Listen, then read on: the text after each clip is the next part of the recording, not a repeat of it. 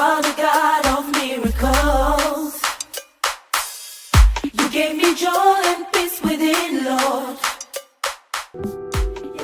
Bwana asifiwe.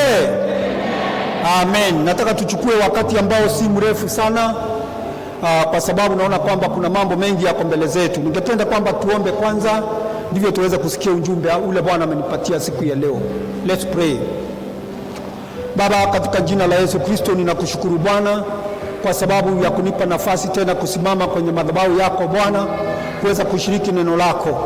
Bwana, ninaomba katika jina la Yesu utanipatia neema Bwana ya kuweza kunena usia wako zaidi Bwana. Naomba Kristo neno hili liweze kuingia na kuanguka katika mioyo ambao Bwana iko na rutuba, uweze Bwana kuzaa matunda mara 100 kwa utukufu wa jina lako. Naomba mfalme wa milele, tunapoendelea kukungoja katika maombi Bwana, nawe enda ukanipe ujumbe ambao Jehova Mungu utatutia moyo na kusaidia Bwana kuelewa mapenzi yako kwetu katika hali ya kufunga na kuomba ni gani.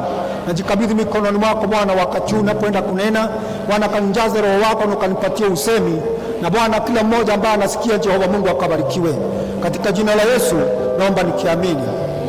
Amen. Amen. Jambo ambalo ningesema ni kwamba wapendwa, wiki ambayo imepita tulikuwa na wakati mzuri ambao niliweza kusimama hapa nikashiriki nasi kuhusu mambo ya kufunga. Kufunga nikasema kwamba ni jambo ambalo lilianza kitambo, si wakati wetu. Ni jambo ambalo Mungu amekuwa akilihimiza kwa waumini na kwa watumishi wake. Katika Agano la Kale utapata kwamba Mungu aliweza kutumia watu wake kwa njia kubwa katika hali ya kufunga, na akaachilia baraka za wote ambao walikuwa waaminifu kwa kumngojea katika kuomba na kufunga. Na tukaweza kushiriki wiki iliyopita kuhusu ni kwa nini tufunge na tuombe, na nikawapatia sababu kama 8 hivi, lakini nikaelezea nikienda kumalizia nikasema ya kwamba sio hizo peke yake, kuna sababu zingine nyingi, faida nyingi ambayo tunapata kupitia njia ya kufunga na kuomba. Lakini siku ya leo nataka tuweze kuangalia, kwanza nataka tuweze kufanya kama case study kidogo hivi, alafu niweze kuangalia mambo kama 3 hivi. Watu 3 ambao Mungu waliweza kukua katika hali ya kufunga na mambo gani ambayo yalifanyika.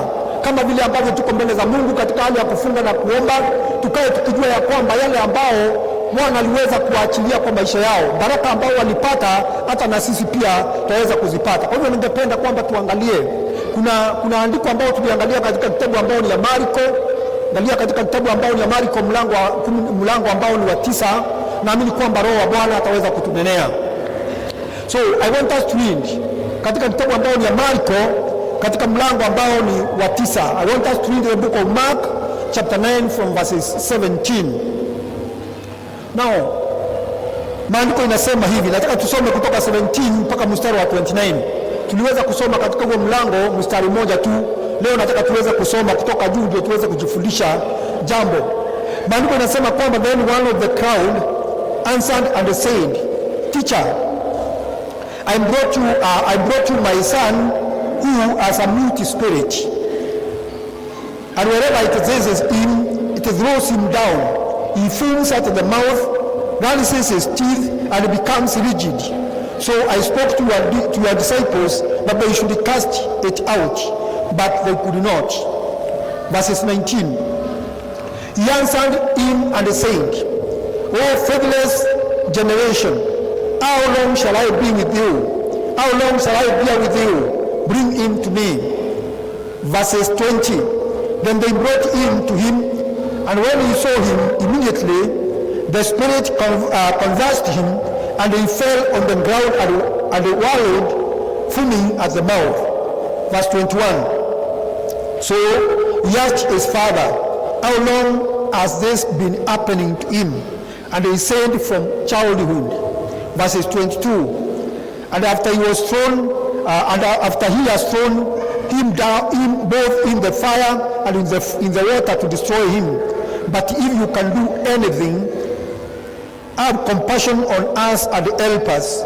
Jesus said to him, "If you can believe, all things are possible to him." All things are possible to him who believes. Verses 24. Immediately the father of the child cried out and said with tears, "Lord, I believe, help my unbelief." Verse 25. when Jesus saw that the people came running together, he rebuked the unclean spirit, saying to it, "Deaf and a dumb spirit, I command you to come out of him, and enter him no more." Then the spirit cried out, convulsing him greatly, and came out of him, and he became as one dead, so that many said, "He is dead." 27. Then Jesus took him by the hand and lifted him up, and he arose. And when he had come into the house, the disciples asked him privately, "Why could we not cast it out?" So he said to them, "This kind can come out by nothing but prayer and fasting." And may God bless his word. Kanisa, ili somo ambalo tumesoma hapa ni jambo ambalo lilifanyika. Yesu Kristo aliweza kuletewa huyu mtoto, lakini inaonekana ni kama Yesu hakuwa hapo wakati huo. Maandiko tunavyoyasoma kutoka mstari pale ambao tumeanza kusoma kutoka mstari wa 17, inaonekana kwamba huyu ndugu aliyeleta huyu mtoto anasema kwamba nilileta huyu mtoto, nilimletea huyu jamaa aliyekuwa mgonjwa, aliletwa. Anasema kwamba alipoletwa hakumpata. Inaonekana Yesu hakuwa hapo, kwa sababu anasema kwamba nilimleta na wanafunzi wako wakashindwa kutoa hiyo pepo. Anaita mute spirit. Ni roho ambao haiongei, ni roho ambao inakaa kama bubu. So anasema kwamba nilikuja nikaleta huyu mgonjwa, na ikawa kwamba wanafunzi wako wakashindwa kuweza kumponya. Alafu inaendelea, anatuambia kwamba vile ambavyo kulikuwa kunafanyika. Akasema kwamba ukiangalia pale chini, anasema kwamba basi Yesu akasema kwamba nitakaa nanyi, katika mstari ambao ni wa 19, nitakaa nanyi mpaka lini, ninyi ambao ni kizazi ambao hamna imani. Maandiko inasema ya kwamba katika mstari ambao ni wa 20, anasema kwamba alipoletwa kwake Yesu Kristo, huyu alipomwona Yesu, yale mapepo yaliyokuwa ndani yake yakamwangusha pale chini na akaanza kutokwa na povu. Alafu maandiko inaendelea kutuambia kwamba baba yake Yesu akauliza, ni vizuri sana, nataka kusema hivi, ni wakati ambao unapokuwa ukiombea watu, when you are dealing with demons, it is important to get full information. Kama unaweza kuuliza wale watu ambao wako hapo historia ya vile kuko. Hata Yesu hapa akauliza kwamba ni kutoka lini ama imechukua wakati kiasi gani akiwa katika hali kama hii. Anamwambia mwenyewe, akamwambia katika mstari wa 21, from childhood, kutoka wakati alikuwa mtoto amekuwa akiwa hivyo. Alafu katika 22 maandiko nasema kwamba akajaribu kuelekea historia vile kunakuwa. Akamwambia kuna wakati mwingine ikimshika inamwangusha kwenye maji, wakati mwingine katika moto, katika hali ya kutaka kummaliza. Kwa hiyo akamwambia kwamba but if you can do anything, have compassion on us and help us. Akamwambia kwamba kama kuna kitu naweza kufanya. Unajua ni mtu amejaribu mambo mengi wapendwa, ameenda mahali kwingi, amejaribu akashindwa, hata wanafunzi wameshindwa. Kwa hiyo akasema kwamba kama kuna kitu naweza fanya, naomba kwamba uweze kutusaidia. Na Yesu akamwambia kwamba kama ukiamini, hakuna kitu ambao ni ngumu. Kwa mtu aaminie yote yanawezekana. Akaanza kulia na akamwambia kwamba nisaidie imani yangu. Mstari wa 24 inasema kwamba saa hiyo akalia, ndiye akasema kwamba nisaidie imani yangu. Katika 25 maandiko inasema kwamba wakati Yesu alipoona watu wanakuja wakikimbia, naye akakemea yule pepo. And I want you to note, hapa akaita ile pepo. Nataka muelewe muone kwamba hii pepo ilikuwa ni pepo ya aina gani. Ilikuwa ni pepo ambao ukiangalia vizuri, wale ambao tunaelewa, inaonekana ni pepo ilikuwa inakuja in form of epilepsy. Inashika, unajua ikishika, wewe umekuwa na mtu ambaye hapo na kifafa, ikimshika vile huwa inakuwa inamwangusha, anaweza kuanza kutoka na povu, unapata anaanza kutupatupa miguu na mwili wake unakauka kama vile imeandikwa hapa. So inaonekana ni roho alikuwa namna hiyo. Lakini sasa Yesu alipoletewa huyu mtu na akawa anamuombea, anamkemea, aliita kwa jina. Anasema kwamba anaita vizuri, anakaita kwamba deaf, verses 25, deaf and dumb spirit. Maandiko inasema kwamba akaiambia kwamba anakuamrisha toka. Na maandiko inasema saa hiyo ikamwangusha huyu mtu chini na akalala pale, alafu watu wakafikiria kwamba amekufa. Yesu akamshika mkono, akamuinua, akaanza kutembea. Ndivyo wanafunzi wake walimuita wakati ambao walienda mahali wanakaa. Wakamuuliza, je, ni kwa nini inakuwa kwamba sisi tulipoletewa huyu tuweze kutoa hiyo pepo, ilikataa, tulishindwa. Yesu akawaambia kwamba, and I want you to note the ones used there, verses 29, alimwambia kwamba, so Jesus said to them, this kind can come out by nothing but prayer and fasting. Now nataka uangalie maneno ambayo yametumiwa pale. Anasema kwamba this kind ni kwamba kuna aina fulani, kuna situations fulani, kuna mapepo ya aina fulani ambao unaweza kuyakemea yakatoka kwa haraka. Kuna mambo fulani kwa maisha yako ambao unaweza kuwa nayo ukaomba na yakaweza kusuluhishwa kwa haraka, lakini there is a kind. Bwana asifiwe sana. Ambia mwenzako kuna aina fulani ya hali unayoweza kuwa unapitia, ikawa kwamba hiyo aina sio ile ya kawaida. Yesu akasema kwamba there is a kind. Kuna aina fulani ya hali maishani mwetu ambao hiyo aina haiwezi kusuluhishwa tu kwa maombi ya kawaida. Unajua kuna maombi ambayo ni ya kawaida, wapendwa, huwa tunaomba. Wakati mwingine unapata kwamba kama kubariki chakula, unaomba maombi fupi ambao unakuwa precise, unasema kwamba unashukuru Mungu kwa ajili ya chakula na tunakula, very short prayer. Ama wakati mwingine kama unafungua mkutano, na kuna watu ambao wanaishi kwa maombi ambao ni mafupi, ama maombi ambao ni ya kawaida, maombi ambao labda unachukua wakati unaomba the all day ukiamini Bwana kwa sababu ya hitaji fulani, lakini ukagundua kwamba unaendelea na maombi yako hayajibiwi, auoni kama una suluhisho. Ukawa unaombea issue, jambo limekwama, umeliomea, umeomba mwezi unaisha, labda mwaka ule mwingine ukafika, ulikuwa unaliombea hata miaka imepita na hujawahi pata suluhisho. Bwana Yesu anasema kwamba there is a kind. Kuna aina, Bwana asifiwe. Kuna aina ya mambo katika maisha ambayo haiwezi kuenda kwa haraka, haiwezi kupata suluhisho kwa haraka, lazima uchukue hatua nyingine. Nao nataka muangalie tena, anasema kwamba this kind cannot. Anasema inaandikwa na anasema cannot come out by nothing. But I want you to see that point again. Nothing. Hakuna kitu kingine ambayo inaweza kutoa hiyo hali ambayo huyu dada alikuwa anapitia. Huyu kijana ama ni mtu mzima, hatujapata picha vizuri, lakini alikuwa ni mtu ako na shinda. Hiyo shinda alikuwa anapitia ilikuwa ni shinda ambao ni maalum, shinda maalum ambao ilikuwa inahitaji suluhisho maalum. Na kwa hivyo maandiko inasema ya kwamba Yesu akasema hakuna njia nyingine, hakuna njia nyingine. Na nataka nikwambie mpendwa, huenda ikawa katika maisha yako kuna mambo ambayo unayapitia, kuna mambo ambayo unayaona, na nikasema wiki iliyopita katika jamii zetu kuna mambo mbalimbali ambayo tunapitia. Na let me tell you church, kwamba sisi Mungu anatufanya kuwa askari. Jamii pale mahali ambayo tumetoka, sio kila mtu ameokoka, hapana.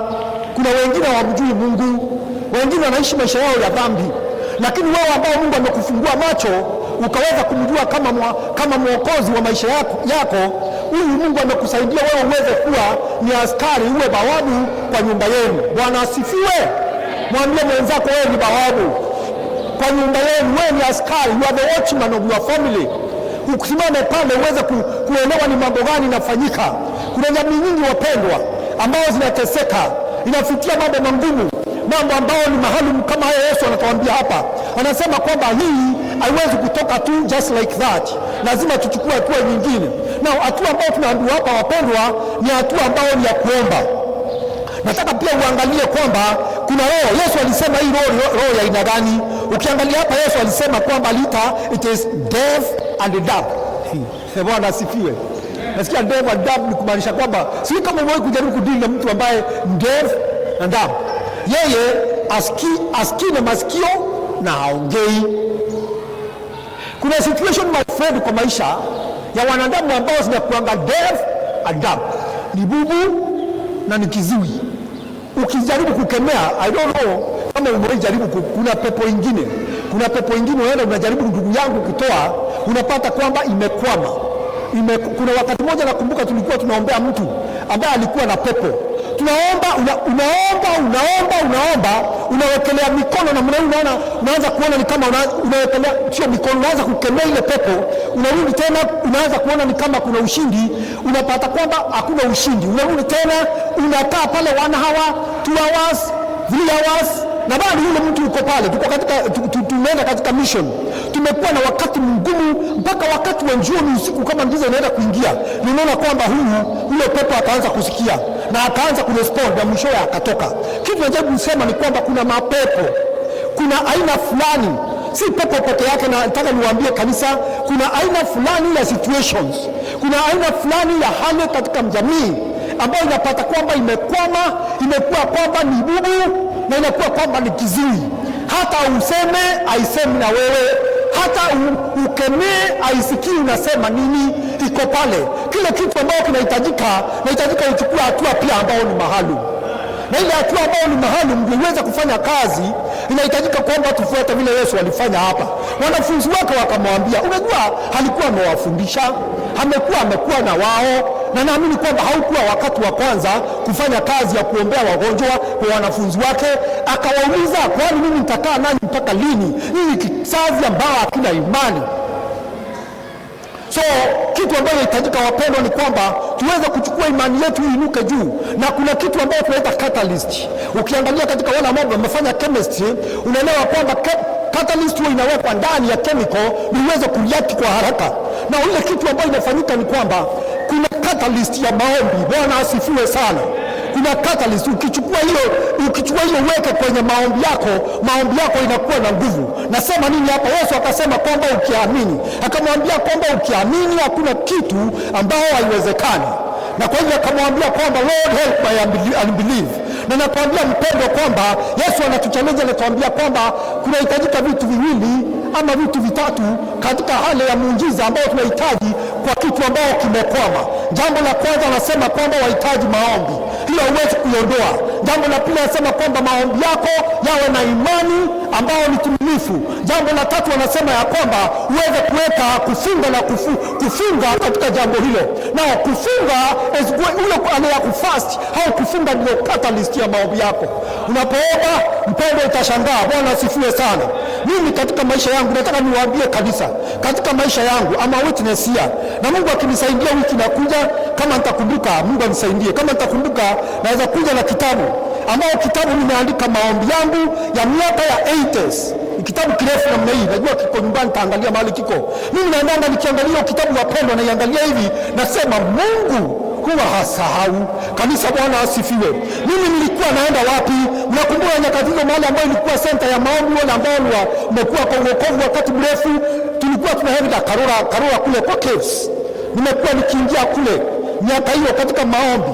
Nakumbuka vizuri sana, kuna mambo nilikuwa napeleka pale mbele za Mungu. Nimeomba hata kwa ajili ya kanisa letu la PEFA, nyakati ambao nimekuwa kwa huduma miaka ya 2005. Naenda kwenye kitabu naangalia yale mambo mengi ambayo nimeomba Mungu. Yote niwaambie kanisa, yamejibiwa. Yote yamejibiwa. Mungu asahau. Wewe ndio unaweza kusahau. Mungu asahau. Naangalia naangalia, unajua ni miaka mingi imepita, huwa naenda napitia senta ambayo mimi nimetumia kwa maisha yangu kwa maombi na kufunga, na ambao najua kwamba maisha yangu yamejengwa. Namba 1 ni Karura Forest. Nimeenda huko mara nyingi, hata mama pili tu tumespend wakati mrefu sana huko. Nimekuwa nikitumia Katoloni miaka mingi, na maisha yangu kawaida imekuwa ni City Park, sababu nilikuwa karibu na mahali naishi since 1980s. Imekuwa ni mahali ambao nikisikia neno na kufunga na ngojea Bwana, nakaa mbele za Mungu kwa siku kadhaa ama kwa wakati ambao nimetenga. Na nawapenda, wacheni niwaambie kwamba kuna nguvu katika kufunga na kuomba kwa imani. Kuna nguvu. Mimi nimeona mazao yake, sikwambii njaa ambao walipo, na kuambia mazao yake yapo. Hata mimi kuingia, nitakusomea hiyo, kuingia kwa huduma, niwe mhuduma niliomba nikiwa Karura, na ikawa siku ya leo mimi ni mhuduma. Bwana asifiwe. Sijivuni kanisa letu vile liko. Mambo mengi ambayo najua kwamba around 2000 huko yalikuwa yanakaa, na nikaenda mbele za Mungu nikaomba. Today I've seen God have answered each and every point. Wapendwa, wacheni niwaambie, maombi yana nguvu. And I want to challenge each one of us here, na wale ambao wananiangalia. Wapendwa, hakuna haja ya kusumbuka. Hakuna haja ya kusumbuka. Yesu anasema kwamba njooni kwangu nyote mnaolemewa na mizigo mizito, nami nitawapumzisha. Na ametupatia njia, wapendwa. Anatuambia kwamba kuna hali. Bwana asifiwe. Don't forget this point today ambao tumesikia siku ya leo kutoka kwa Yesu. Mark chapter 9 verses 29.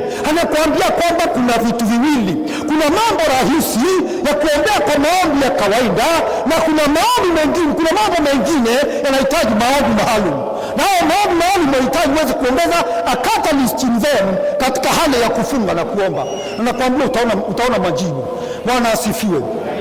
So, nataka tuangalie katika hali ya kufunga. Unapokuwa ukifunga, unapomngojea Bwana, wakati mwingine wapendwa, kuna mambo ambayo unapata kwa njia ya kumngoja Bwana kwa kufunga na kuomba. Nataka tuweze kusoma tu karakta 3 kwa Biblia ambayo unajua kwamba itatufungua macho kuhusiana na nguvu ya maombi na ubadilisha maisha ya watu wapendwa. Tukisoma katika kitabu cha Luka ambao ni mlango wa 4, ningependa kwamba tuangalie mlango wa 4 katika kitabu ambao ni ya Luka. Hii ni mlango ambao unajua kwamba wengi wetu tumesoma, lakini nataka tuweze kusoma katika mstari wa kwanza mpaka mstari wa 15. Nasema kwamba then Jesus, being filled with the Holy Spirit, returned from Jordan and was led by the Spirit into the wilderness, being tempted for 40 days by the devil, and in those days he ate nothing. I want you to note that alikuwa na fast for those 40 days. He ate nothing. When they had ended, he was angry. Verses 3, and the devil said to him, if you are the Son of God, I command these stones to become bread. But Jesus answered him, saying, it is written, man shall not live by bread alone, but by every word of God. Then the devil taking him on a high mountain, showed him all the kingdoms of the world in a moment of time. And the devil said to him, all this authority I will give you, and the glory for this, for this has been delivered to me, and I give it to whoever I wish. Therefore, if you will worship before me, all will be yours. And Jesus answered and said to him, get behind me, Satan, for it is written, you shall worship the Lord your God, and him only you shall serve. Then he brought him to Jerusalem, set him on the pinnacle of the temple, and said to him, if you are the Son of God, throw yourself down from here, for it is written, he shall give his angels charge over you to keep you, and in their hands they shall bear you up, lest you dash your foot against a stone. And Jesus answered and said to him, it has been said, you shall not tempt the Lord your God. Now, when the devil had ended every temptation, he departed from him until an opportune time. And Jesus returned. I want you to note that, verses 14, then Jesus returned in the power of the Spirit to Galilee, and news of him went out through all the surrounding regions. Now, kitu ambayo najaribu kusema wapendwa, and he taught in their synagogue, being glorified by all. Nataka kusema hivi wapendwa, uangalie, but before I make that conclusion, nataka uweke kidole hapo, usitoe kidole hapo, ama wacha niweze kuquote tu. In the book of Matthew chapter 4 from verses 1 to 2. Hiyo ukiangalia katika mlango wa 4 Luka na mlango wa 4 katika kitabu ya Matthew inaongea kuhusu mambo hayo. Na mstari ambao ni wa kwanza na wa pili, Matthew chapter 4 inaelezea kindani zaidi, inatuonyesha kwamba Yesu alikuwa anafunga na hakukula usiku na mchana kwa wakati huo. Kwa hivyo tunaona kwamba Yesu alikuwa katika hali ya kufunga wapendwa. Nataka kuuliza wewe ndugu, ambaye wewe unakaa tu na ufungi, wewe unakaa tu ungojei Bwana katika hali ya kufunga, nataka kuuliza, kama Yesu ambaye ni mwana wa Mungu, kama Yesu ambaye tunajua kwamba alikuwa na nguvu nyingi, kama Yesu ambaye ndio baba ambaye ametuokoa akatupatia hata kuitwa watoto wa Mungu, aliona umuhimu wa kungojea Mungu katika hali ya kufunga na kuomba. Kwani wewe ni nani? Nakuuliza tu swali, kwani wewe ni nani? Yesu mwenyewe ndio hapo na yote, ndio mwenye nguvu, ndio mwenye uwezo, na anahitaji hali ya kufunga. Naamini kwamba hata wakati alikuwa anaongea na wanafunzi wake, anawaambia kwamba aina hii haitoki ila kwa kufunga na kuomba. I believe alikuwa katika hali ya kufunga. So kuna kitu ambacho nataka kuambia wapendwa. Hapa Yesu mwenyewe akaona umuhimu. Maandiko yanasema kwamba aliweza kupelekwa na Roho wa Mungu katika hali ya kufunga. And I believe sisi kuwa katika hali ya kufunga si kwa sababu ya routine, ni kwa sababu Mungu ameweka ule mzigo ndani yetu. Kanisa, Bwana asifiwe. Tungojee yeye hizi siku 21. Tungojee katika kufunga na kuomba. Na najua baada ya hizi siku kuna kitu inaenda kufanyika kwa maisha yetu. Na hapa maandiko inasemaje? Inasema kwamba Yesu alipelekwa na Roho. Ninaamini Roho wa Bwana ndiye ametufanya hivi. yakapelekwa na Roho wa Bwana akampeleka jangwani. Hakupelekwa na pepo, alipeleka kule, hakupelekwa na shetani, alipelekwa na Roho wa Mungu jangwani. Na alipoenda pale akaanza kwa kufunga siku hizo zote. Alikuwa anataka kuanza huduma yake. Wapendwa, ni watu wangapi ambao wanaanza huduma bila kuwa kumngojea Bwana, bila kusikiza Bwana? Watu wangapi ambao wanafanya mambo kwa vifua vyao? Huyu Yesu Kristo mwenyewe akaona umuhimu wa kumngojea Bwana kabla ya huduma, na akaweka maombi mbele, ikiwa imeunganishwa na kufunga na kuomba. Ni kwa nini? Ni kwa sababu alikuwa anajua kunazo nguvu katika kufunga na kuomba. Na let me tell you, ukiangalia katika mstari wa 14 unasemaje? Hebu angalia hiyo ndugu, inasema kwamba inasema then Jesus returned in the power of the Spirit. Bwana asifiwe. Alirudi na nini kutoka jangwani mahali alikuwa katika hali ya kufunga, alipokuwa akimngojea Bwana, alipokuwa akirudi sasa Yerusalemu ama Galilii, alirudi in the power of the Holy Ghost. So ni kumaanisha kwamba wakati ambao mpendwa umemngojea Bwana, wakati ambao umekuwa katika hali ya kufunga na kuomba, hali yako ya mwili inashushwa, Roho wa Bwana anainuka. Unatekelezea ukiwa katika nguvu za Roho wa Mungu. Ndio tuweze kushinda hali ya kimwili, wapendwa. Ndio tuweze kuona kwamba tunafanya mapenzi ya Mungu katika hali ambayo Baba anataka, tukiwa tunasikia na masikio ya kiroho, tukaona na macho ambayo ni ya kiroho. Ndio tuweze kutembea katika njia za Bwana. We need to fast and pray. Tukifanya hivyo, wapendwa, maandiko yanasema kwamba we are going to be filled with the Holy Ghost. Yesu alitoka katika kufunga na kuomba baada ya kujaribiwa na shetani, akatoka akiwa amejawa na nguvu za Mungu. Kwa hivyo kufunga na kuomba kunafanya tujawe na Roho wa Bwana, tujawe na nguvu za Mungu. Bwana asifiwe. Zaidi kitu kingine ni kwamba kufunga na kuomba inatupatia nguvu za kushinda majaribu. Yesu alipokuwa pale alipokuwa ameenda kutafuta Bwana wacha nikwambie mpendwa, wakati ambao uko katika hali ya kutafuta uso wa Bwana, wakati ambao unasikia kwamba uwe mbele zake Mwenyezi Mungu katika hali ya kufunga na kuomba, wakati ambao unataka kuona kwamba uko katika baraka za Bwana, huo ndio wakati shetani anatembea. Yesu akawa ameenda mlimani, na najua kwamba wengi wetu tumeenda kwa milima, kuna wengine ambao tumeenda kama Heaven's Gate kungojea Bwana. Wakati kama huo unapata kwamba unatembelewa na yule mwovu. Maandiko yanasema kwamba Yesu akatembelewa pale na shetani. Lakini kitu ambacho inanifurahisha ni kwamba wakati ambao uko mbele za Bwana katika kufunga na kuomba, unapata ushindi wa majaribu. Alishinda. Shetani anasema kitu, anamwambia it is written. Kama ndugu yangu ujui maandiko, wakati ambao majaribu yanakuja kwako, utajipata kwamba kuna challenge utapata. Lakini kama unajua maandiko, unatembea katika nguvu za Mungu, wakati ambao shetani anakuinukia na unatembea katika nguvu za Bwana, Roho wa Bwana amekushukia kwa njia ya kufunga na kumngojea Bwana, hakuna jaribu ambayo itakuweza. Hata Yesu mwenyewe alituambia katika kitabu, aliweza kutuambia katika maandiko in the book of Matthew chapter 26 verses 41, sema kwamba ombeni msije mkaanguka kwenye majaribu. Pray that you may not fall in temptation. Njia nzuri ni kungojea Bwana katika hali ya kufunga na kuomba. Mpendwa, majaribu, mambo ambayo inakusumbua, some of the habits ambayo umejaribu kung'ang'ana nazo kwa maisha yako, utapata kwamba hizo vitu zitaisha zenyewe kwa sababu ya nguvu zake Mwenyezi Mungu. Bwana asifiwe sana. So utapata Yesu alitoka pale, mambo mawili ambayo tumeona ni kwamba kitu ya kwanza alipata uwezo akashinda majaribu yote ambayo aliletwa kwa na shetani.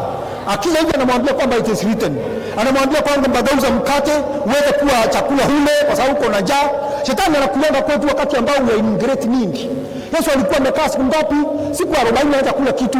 Na wakati ambao uko na hitaji, wakati ambao aliona kwamba sasa anahitaji, ako na njaa, anataka kula, ama wakati ambao amekaribia siku za kufungua, unapata kwamba ndiye anakuja kwako, anakuletea jaribu. Unapitia mahali ambao inafanya nini?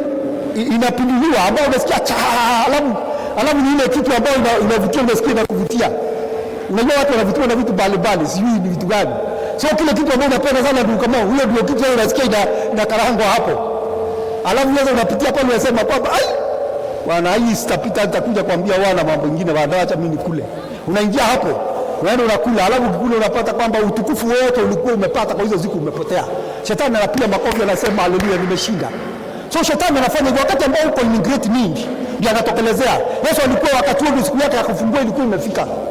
Sasa anaenda kukaribia kufungua, shetani anakuja anamwambia kwamba mkate mawe iko, anamwambia wewe kama ni mwana wa Mungu usingeuze hii mawe ile chakula ukule. Na alikuwa na huo uwezo, Yesu akamwambia kwamba imeandikwa. Bwana asifiwe sana. Anamwambia imeandikwa sababu neno limemjaa na Roho wa Bwana amesaulisha moyo wake. Mwambie imeandikwa. Anampeleka juu ya mlima, anamwambia angalia utukufu wote wa dunia hii. Na unajua hiyo ndio kitu inamaliza watu wengi siku ya leo. watu wengi wanaonyeshwa utukufu na shetani anakuinua. Unajua yeye alifanyika kuwa mfalme wa ulimwengu wakati alichukua zile funguo kutoka kwa Adamu, lakini Yesu alimnyang'anya hizo funguo. Anajifanya kwamba hapo na uwezo, anamwambia kwamba angalia utukufu wote nimepewa hiyo mamlaka, wewe ninamie tu hivi nitakupatia wote. Yesu akamwambia umeambiwa kwamba usijaribu Mungu. Bwana asifiwe sana. Mba wako wapendwa, akampeleka katika, unakumbuka alipeleka yeye kwa pinnacle ile pale top katika hekalu la Yerusalemu, akamwambia jiangushe. Yeye alikuwa anatumia maandiko vibaya. Maandiko in the book of Deuteronomy anamwambia kwamba jiangushe. Kujiangusha Mungu atatuma malaika watakushikilia, utaanguka chini. Kanisa, Bwana asifiwe. Kuna kitu ambacho nataka niwaambie. Yesu akashinda hayo majaribu yote kwa sababu alikuwa katika uwepo wa Bwana, katika kufunga na kuomba.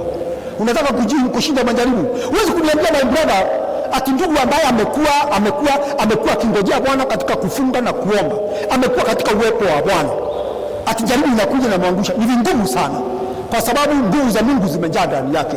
Kitu ya pili ambayo ilifanyika hapa, tumeona kwamba baada ya hii alitoka kwa nguvu za Roho Mtakatifu. Jambo la tatu, wapendwa, kulikuwa na faith. I want you to read, nataka tuangalieni in the same scriptures. Nataka tuangalie from verses 20 na verses 21. Then he closed the book, verse 20. Then he closed the book and gave it back to the attendant and sat down, and the eyes of all who were in the synagogue were fixed on him. Verses 21. And he began to say to them, today the scripture is fulfilled in your hearing. So all bore witness to him, and marveled at the gracious words which proceeded out of his mouth.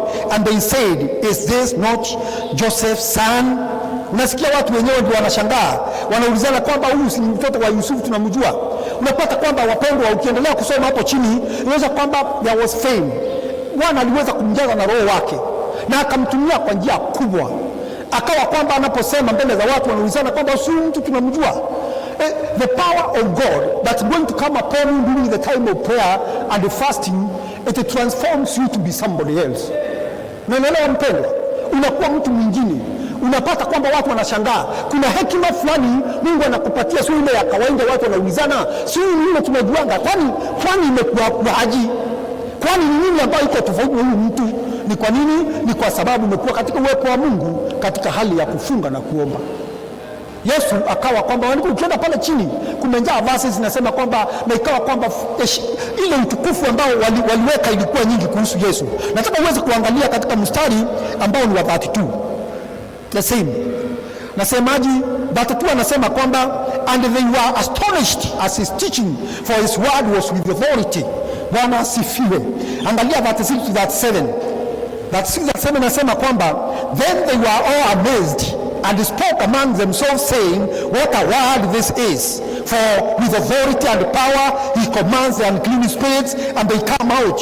Verse 37, and the report about him went out in every place in the surrounding region. Can we see, brethren, what I'm trying to say? I want us to look at verses 37. Let's just leave it there. So kitu najaribu kusema ni kwamba ukiangalia vile watu ambao walianza kumuona, walimuona kwa njia nyingine tofauti kabisa. Kwa nini? Kwa sababu alikuwa ametoka kwa mlima.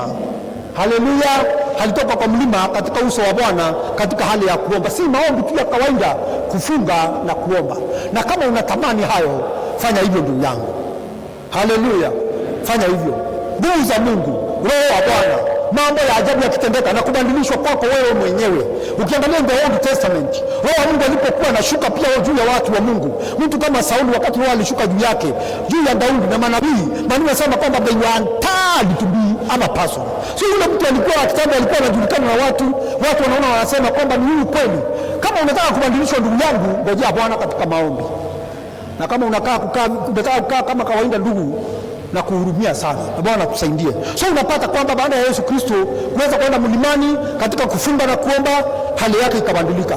Kwanza akaingia kwa huduma akiwa amejawa na roho wa Mungu, akaingia kwa huduma akiwa anashinda majaribu, akaingia kwa huduma akiwa na fame na shipa kubwa, na akiwa na nguvu nyingi za kufanya kazi ya Bwana.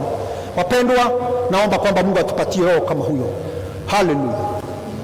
Second case, nataka tuweze kuangalia the case of Moses. Musa, nataka tuangalie the book of I want us to look in the book of Exodus. Kitabu ambao ni ya Exodus mlango wa 34. Nataka tuangalie kutoka mstari wa 28 mpaka 35. Maandiko inasema hivi: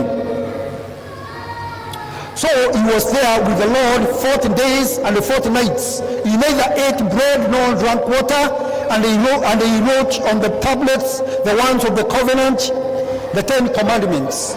Verses 29. Now it was so when Moses came down from the Mount Sinai, and the 2 tablets of the temporary were in Moses' hands when he came down from the mountain, that Moses did not know that the skin of his face shone while he talked with him. And when Aaron and all the children of Israel saw Moses, behold, the skin of his face shone, and they were afraid to come near to him. Then Moses called to them Aaron and all the rulers of the congregation turned to him, and Moses talked with them. Ningependa kwamba tuendelee kidogo pale chini. Verses 35. And wherever the children of Israel saw the face of Moses, that the skin of Moses' face shone, then Moses would put the veil on his face again until he went in to speak with him. Nataka muangalie wapendwa, hapa tena mnaona ni kitu gani ilifanyika wakati Musa alipopanda kwa mlima. Alipanda kwa mlima na akakaa huko siku ngapi? Siku 40. Mnakumbuka during this time wakati alipopanda pale alikaa sana, mpaka ikawa kwamba Aaron akiwa pale chini na Waisraeli wakaambiana kwamba huyu mtu alienda wapi, mpaka wakatengeneza mungu ya sanamu. Mungu atusaidie wapendwa. Wakati mwingi, wakati ambao Mungu anaenda kututembelea, wakati ambao Mungu anaenda kutenda jambo kati yetu, ni wakati ambao tunagairi, ni wakati ambao we give up easily na baraka za Mungu zinatupita. Mtumishi wa Mungu alikuwa ameenda pale kuweza kupewa zile amri na akakaa siku 40. Maandiko nasema alikuwa anafanya nini? Akiwa pale siku 40 alikuwa anamngojea Bwana katika kufunga na kuomba.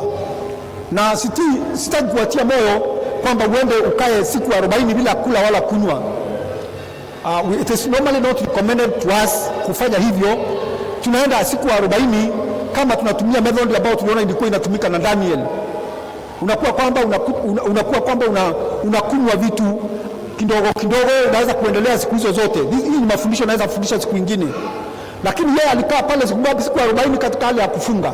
My brother, my sister, ukikaa mbele za Mungu siku 40 katika kufunga na kuomba, uko kwa presence ya Mungu, kuna jambo inafanyika kwa maisha yako. Usindanganywe na mtu, you cannot be the same again. Sasa huyu Mungu alitoka pale, kitu ambacho ilifanyikia yeye ni kwamba uso wako ulikuwa unamulika kama taa, kama hii inanimulika hapa. Ilikuwa inamulika kama taa na yeye ajui.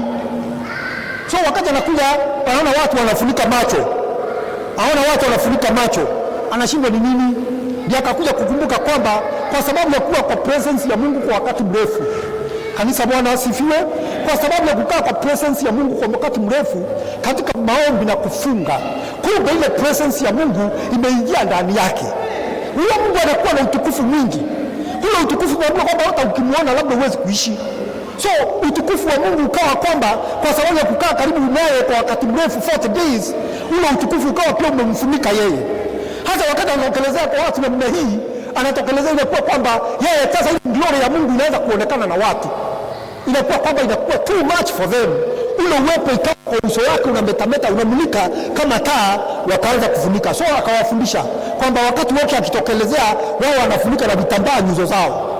Wapendwa, wacha nikwambie, ukienda kwenye mlima kama vile tuko kwa mlima na ukaya ukweli mbele za Mungu, by the end of those days utakuwa pia unametameta kwa njia fulani. Kuna njia Mungu atakuwa ametransform maisha yako. Na naomba kwamba wapendwa, Mungu atusaidie mambo haya yawe ni ya kawaida katika maisha yetu. Haleluya. Yawe ni ya kawaida katika maisha yetu. Usiwe kwamba ni kitu ambao unashurutishwa, ama unasikia watu wanangojea Bwana, unaona kama ni jambo ambalo ni gumu. Ni baraka kwako na ni baraka kwa kanisa la Bwana.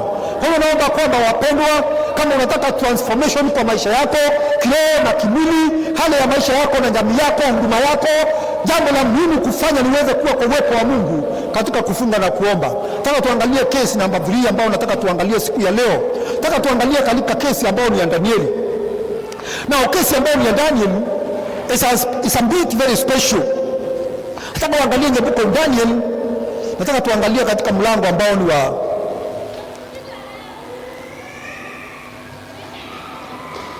tuangalie katika Daniel chapter 10. Tusome kutoka mstari wa kwanza mpaka mstari ambao ni wa 3. Maandiko yanasema kwamba in the third year of Cyrus king of Persia, a message was revealed to Daniel, whose name was called Belteshazzar. The message was true, but the appointed time was long, and he understood the message and understanding of the vision. In those days Daniel was mourning 3 full weeks. I ate no pleasant food, no meat or wine came into my mouth, nor did I anoint myself at all, till 3 whole weeks were fulfilled. Now, verses 4. Now on the 24th day of the 4th month, as I was by the side of the great river, that is the river Tigris. Anatuambia kuna mambo fulani ambayo alifanyika hapo. Ningependa kwamba turuke mpaka verses 10. Anasema kwamba verse 10, suddenly a hand touched me, which made me tremble in my knees and on the palms of my hands. And said to me, "Oh Daniel, man greatly beloved, understand the ones that I speak to you, and stand upright, for I have now been sent to you." While he was speaking this word to me, I stood trembling.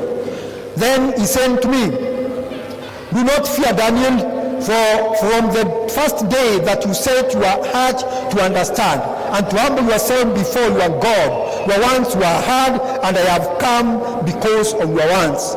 But the prince of the kingdom of Persia withstood me 21 days, and behold, Michael, one of the chief princes, came to help me, for I had been left alone there with the kings of Persia. Now I have come to make you understand what will happen to your people in the latter days, for the vision refers to many days yet to come." Now, jambo ambalo nataka kuongea kanisa hapa ni kwamba mtumishi wa Mungu ambao ni Danieli alikuwa yeye ni mtumwa katika nchi ya Persia. Alikuwa pale wakati mrefu, na mnakumbuka, ukisoma katika historia, ukisoma katika maandiko utagundua kwamba ni ndugu ambaye alikuwa amepitia mambo magumu sana pale, lakini wakati mmoja akaamua kutafuta uso wa Bwana. King James version hapo kwa mstari wa kwanza mpaka 3 inaongea is talking about a thing.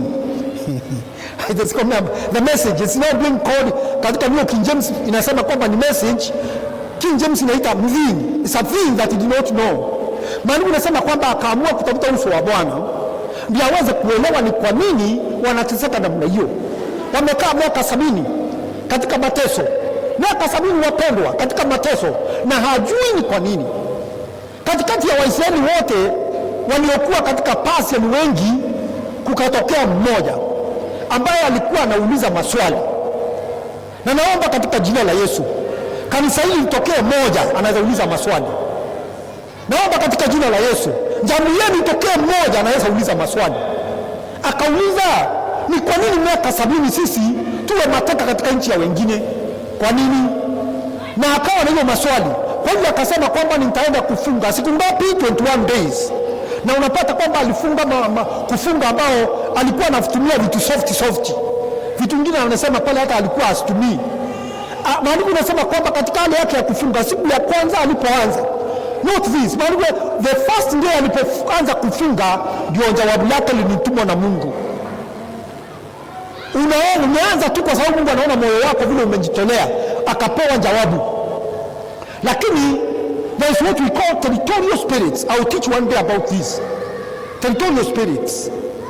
Na kukawa kwamba there was a spirit that was operating in the land of Persia, ambaye anafaa as prince of Persia. Kuna mapepo wapendwa ambao huwa wametumwa na shetani, wanakuwa katika territory fulani. Wacha nikwambie, mapepo ambao wanaoperate Nairobi sio the same, na wanakuwa na particular command. Mapepo ambao wanaoperate hapa sio mapepo ambao wanaoperate tuseme Ukambani kule. Mapepo wengine wanakuwa kwamba kuna vile kazi yao wanaifanya na particular territory kwa njia fulani, kwa sababu fulani. Na wakati huu mtumishi wa Mungu ameamua, nitaomba, na ndio sababu kila mmoja wetu unapoanza kufunga, amua kwamba unafaa kuchukua siku ngapi mbele za Bwana. Usifanye tu vitu kiudhania hivyo, amua kwamba mimi naenda kungojea Bwana kwa siku 3, tamngojea siku 1, tamngojea siku 20, ukae na yeye mkubaliane. So akawa ameambiwa mimi nitaenda mbele za Bwana siku 21, and by the 21st day natarajia kwamba Mungu atakuwa amenipatia jawabu. Na akaenda mbele za Mungu. Maandiko yanasema kwamba akaanza wiki ya kwanza, ya pili, ya tatu, akaendelea. Na maandiko yanasema kwamba akangojea wakati huo wote, hakuna jawabu alipata. Wapendwa, wacha niwaambie, wakati ambao malaika alitumwa aje amletee jawabu, anamwambia kwamba siku ya kwanza ulipoanza kuomba ndio jawabu lako lilitumwa, lakini nilipokuwa nikileta jawabu nikawa prevented, nikazuiliwa na mfalme Prince of Persia akanizuia, nikazuiliwa na mapepo katika territory ya Persia niziweze kufikisha. Lakini haleluya, Mungu atuma Angel Michael. Angel Michael anakuwa anasimamia jeshi la Mungu mbinguni, akamtuma ndiye anaweza kunisaidia nikapita. Nataka kuuliza wewe ndugu, wewe ambao unaomba na kungojea Bwana, uchoka haraka kwa sababu kunao hatari ya kuanza maombi na ukafikiria kwamba sasa mimi nimalizie hapa, ukamaliza kabla ya kupata jawabu. Nataka kuuliza wewe, supposing Daniel aliwachia katikati, ikawa kwamba vile tumesema siku 3 ama tukasema siku 21 ama tukasema siku 7, wewe unafika mahali ama wewe mwenyewe umejisetia siku ukafika mahali ukachoka ukawacha, kwa sababu umeona kama umechoka ama ni kama hakuna kitu inafanyika. Supposing hakuendelea mpaka siku ya 21, what could have happened? Wakati ambao jawabu yake ilikuja, it was on the 21st day. Na maandiko inasema alikuwa anatafuta nini? Ndio nataka alikuwa kufumbue macho mtumishi. Maombi ya mtumishi wa Mungu hapa ilikuwa tu wazi kwamba Baba nataka, na nimesema King James inaita a thing. Kuna kitu mimi nataka kujua, sielewi ni nini hii. Maandiko nayo yanasema katika hiyo King James version yako inasemaje? Inasema kwamba a message. Kuna kitu ambao alikuwa haelewi. Kanisa, Bwana asifiwe. Kuna kitu ambao wao unakwenda hamuelewi kwa maisha yako. Kuna jambo ambao umefika mahali ukasema hii mimi sielewi.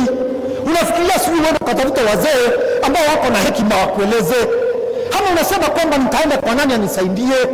Kama wengine wale ambao hamjui Mungu vizuri, hata wengine wakwenda makanisani, aenda kwa mpiga ramli, kama uende kwa mtu ambaye anasoma nyota, sema kwamba sielewi, ni nani atanisaidia kuelewa hii? Kama wakati mwingine uende kwa wazee huko mashambani, unaulize kwani ni kitu gani imekuwa kwa hii boma? Mapema hata nikwambie, mtumishi wa Mungu hakuenda kwa mtu huu, alienda kwa magoti, akangojea Baba, akamwambia Baba, nataka kuelewa. Bwana asifiwe. Ni kwa nini tuwe mateso, tuwe tunateseka miaka 70 na bado tuko hapa? Ndivyo Mungu akamwambia, akampatia jawabu the first day. Kuna mapepo wapendwa, hii vita ambayo tunapigana ya maombi ni vita kali ambayo Mungu anahusisha hata malaika. Bwana asifiwe. Wacha nikwambie kwamba wakati ambao umeanza kufunga, kuna nguvu zingine ambayo Mungu anakupatia. Kunapewa reinforcement. Haleluya. Siku moja na wapilo tunafikiri aliwapatiwa ushuhuda hapa ambao sijui ni pepo imetoka wapi imempata. Ujawahi sema, ananiambia jaitoa hiyo ushuhuda hapa. Very interesting. I wish siku moja atawapotolea ushuhuda ambao alitembelewa. Unajua mapepo hutembea wapendwa. Inakaa ni kama kuna kitu fulani imetumwa kwake na imefinyilia yeye pale. Amefinyilia alafu hiyo alipoanza kutembea anamwambia sitoki. Siendi, nilitumwa hapa. Nilimwambia kwa nini vizuri asikia. Siendi popote, nimetumwa hapa. Alafu ananiambia kwamba ni wakati ambao aliona mwingine ameshuka tu amevaa nguo za white. Bwana asifiwe. Akamwambia kwa jina la Mungu ondoka. Na unapata kwamba lile pepo likatoroka likaenda. Na kwambia kulitumwa reinforcement. Kuna wapendwa, unapotembea hivi usifikirie kwamba unatembea peke yako. Hapana, Mungu anakujali sana. Nasema kwamba wakati ambao uko katika maombi, unangojea Bwana katika kufunga na kuomba kama mtumishi wa Mungu hapa, utapata kwamba siku hiyo kuna nguvu ambazo zinafanya kazi kuhakikisha ya kwamba maombi yako hayatokelezei, majibu yako haupati, lakini Mungu naye atatuma malaika katika jina la Yesu. Lakini lazima uendelee mpaka mwisho. Kwa hiyo mtumishi wa Mungu akapata jawabu lake.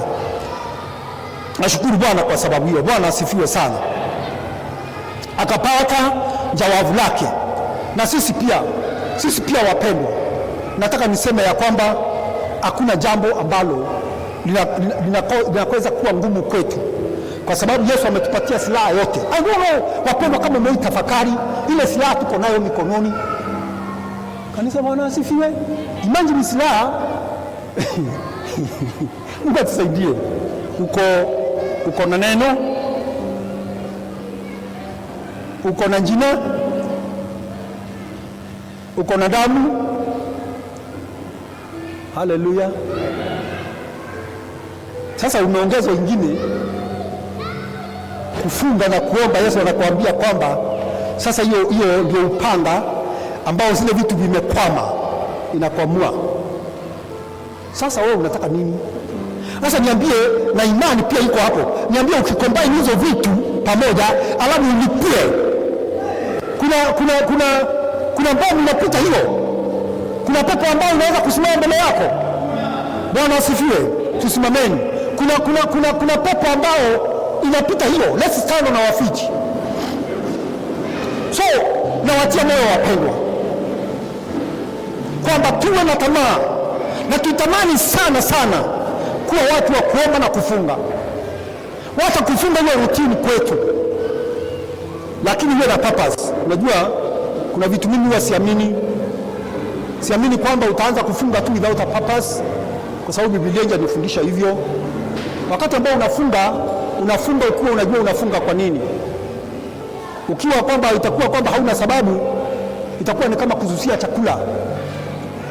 Kwa hiyo hakikisha kwamba when you are fasting you have a reason as to why you are doing that. Lakini ifanye iwe routine kwa maisha yako, utakuwa mshindi, sababu Bwana ameahidi hivyo. Na Bwana atubariki sana. Bwana asifiwe. Amen.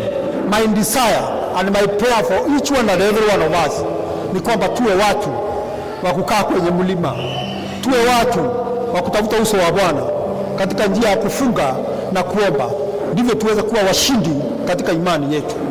Na Bwana awabariki. Amen. So nataka tuweze kuomba ndio tuweze kuingia kwa mambo mengine yaliyo mbele yetu.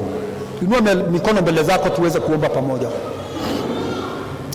Baba, katika jina la Yesu Kristo ninakushukuru Bwana kwa sababu ya neno lako ambalo Bwana tumesikia siku ya leo, ya kwamba mfalme wa milele, wakati watu waliweza kuwa mbele zako kwa njia ya kufunga na kuomba, na tumechukua mifano katika maandiko, Bwana uliweza kutenda maajabu katika maisha yao, ukabadilisha hali zao, ukabadilisha maisha yao, wakaweza Bwana kuona mambo kwa njia tofauti na wakawa baraka.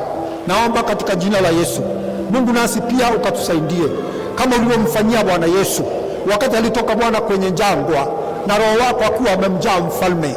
Nasi tunaomba kwamba baada ya kufunga na kukungojea Jehova Mungu tunavyofanya, wacha Bwana ukatujaza na Roho wako Mtakatifu. Mfalme wa milele, katupatie nguvu ya kushinda majaribu katika maisha yetu. Bwana, tunaomba kwamba wacha nyuso zetu ziweze kung'aa na kumulika katika kazi ambayo umetupatia, na kuweza kutabadilisha mioyo ya watu ambao Jehova Mungu tutakutana na wao. Kama mtumishi wako Danieli, Bwana, tunaomba kwamba yeye amefichwa ambao hatuyajui katika maisha yetu, Mfalme wa milele utayafunua, utaweza kuyajua.